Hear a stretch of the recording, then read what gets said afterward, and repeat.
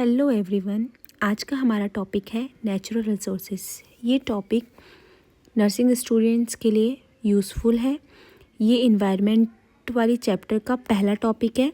अगर BSc nursing की बात करते हैं तो बीएससी नर्सिंग 5th सेम में जो आपकी 3rd यूनिट रहने वाली है उसका ये फर्स्ट टॉपिक है नेचुरल रिसोर्सेज। तो नेचुरल रिसोर्सेज होते क्या हैं इनके बारे में मैं बताऊँगी आपको। तो देखिए, नेचुरल रिसोर्सेज आर मटेरियल और substances found in nature that are considered valuable to human. These resources can be use for various purposes like economic activities and overall wellbeing. तो अगर नेचुरल रिसोर्सेज की बात करें तो नेचुरल रिसोर्सेज वो material होते हैं या वो सब्सटेंस होते हैं जो नेचुरली इन्वायरमेंट में प्रेजेंट होते हैं और ये ह्यूमन एक्टिविटी के लिए बहुत इंपॉर्टेंट होते हैं। जैसे कि ह्यूमन एक्टिविटी का मीन्स यहाँ पर दे रखा है ह्यूमन के सर्वाइवल में, ह्यूमन के डेवलपमेंट में या कोई इकोनॉमिक एक्टिविटीज़ में ह्यूमन की हेल्प करते हैं, तो उसको हम क्या बोलते हैं, नेचुरल रिसोर्स।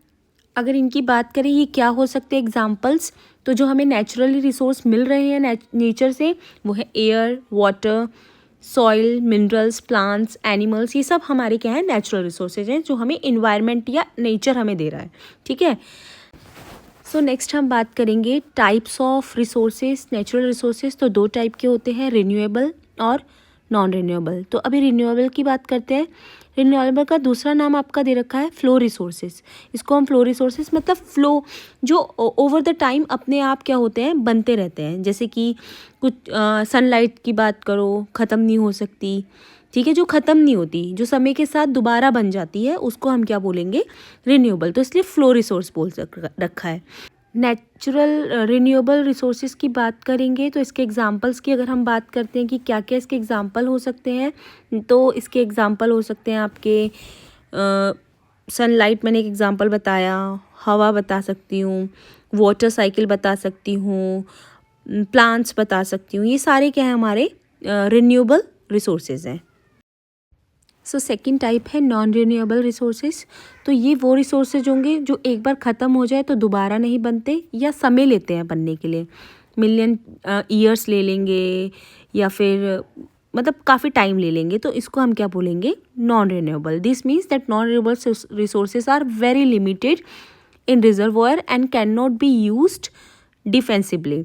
तो also known as finite resources. ठीक है। तो इसके एग्जांपल्स अगर मैं बात करूँ तो कोल, पेट्रोलियम, नेचुरल गैसेस, कुछ मिनरल्स हो जाते हैं, कुछ क्या मतलब मिनरल्स हो जाते हैं जैसे गोल्ड वगैरह है, कॉपर है, आयरन है, ये सब हमें नॉन रिन्यूएबल रिसोर्सेज हैं।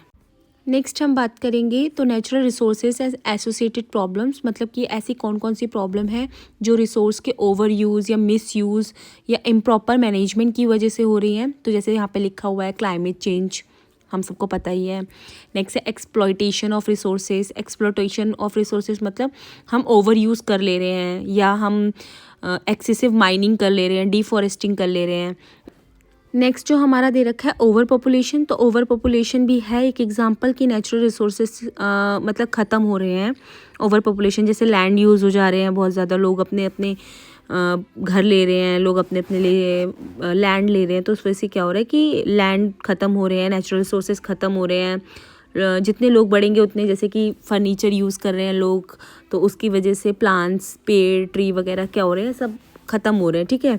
तो ओवर पॉपुलेशन भी एक इसकी प्रॉब्लम हो सकती है। नेक्स्ट दे रखा है एनवायरमेंटल पॉल्यूशन। ये तो एक बहुत बड़ा हमारा है कि एनवायरमेंटल पॉल्यूशन हो रहा है, जितना ओवर पॉपुलेशन होगा उतना एनवायरमेंटल पॉल्यूशन होगा। और साथ साथ में वाइल्ड लाइफ एक्सप्लॉयटेशन भी हो रहा है, क्योंकि जो भी जैसे अभी हम बात करते हैं तो एक एरिया में बहुत ज़्यादा जंगल है, अब लोग ज़्यादा बढ़ रहे हैं, तो जिसकी वजह से क्या हो रहा है, नेचुरल रिसोर्सेज ख़त्म भी हो रहे हैं, जंगल भी ख़त्म हो रहे हैं, जिसकी वजह से वाइल्ड लाइफ क्या हो जा रही है, कम हो जा रही है। तो वाइल्ड लाइफ पे भी असर पड़ रहा है इस चीज़ का। नेक्स्ट दे रखा है natural resources are material obtained from nature that are used by human for survival. Means कि जो नेचुरल रिसोर्सेज हैं मैन कहाँ कहाँ से ले रहे हैं, क्या क्या ले रहे हैं, वो उसकी बात की गई है इस वाली स्लाइड में। तो जैसे कि फॉरेस्ट रिसोर्सेज है, तो जैसे फॉरेस्ट से जो भी ऑल प्रोडक्ट्स जो भी हमें बेनिफिट मिलेंगे फॉरेस्ट से, वो हमारे फॉरेस्ट रिसोर्सेज में आ जाएगा। ठीक है। तो जैसे अगर बात करें वुड, टिम्बर, पेपर, रबर, ये सब हमें फॉरेस्ट से मिल सकते हैं, है ना। तो सेकेंड हम बात करेंगे तो वाटर रिसोर्सेज। तो वाटर रिसोर्सेज इंक्लूड्स और sources of water like surface, ground water, rain water. तो ये सब यूज़ कर सकते हैं हम, ड्रिंकिंग के लिए यूज़ कर सकते हैं, डोमेस्टिक यूज़ के लिए यूज़ कर सकते हैं, और हाइड्रो इलेक्ट्रिक पावर के लिए यूज़ कर सकते हैं, एग्रीकल्चर के लिए यूज़ कर सकते हो, इंडस्ट्रीज़ वगैरह के लिए यूज़ कर सकते हो।